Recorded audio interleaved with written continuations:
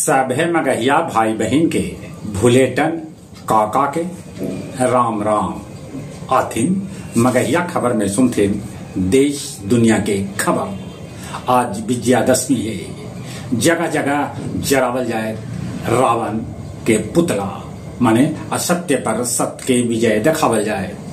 आज 2 अक्टूबर गांधी जी और लाल बहादुर शास्त्री के भी जयंती है। द्रौपदी मुर्मू गांधी जी और शास्त्री जी के कैलन याद।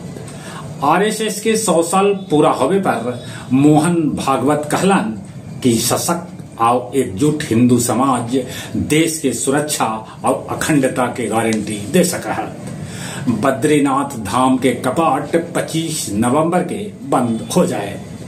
कानपुर में आरपीएफ 311 गो चोरी के मोबाइल कैलक बरामद।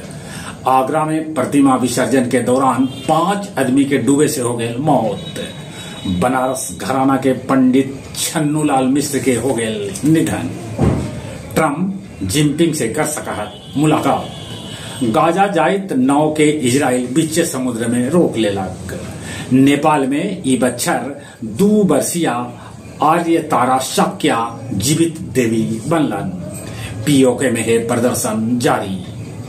गया जी के गांधी मैदान में हुए लंका दहन, बाकी पानी डाल सका है खलल।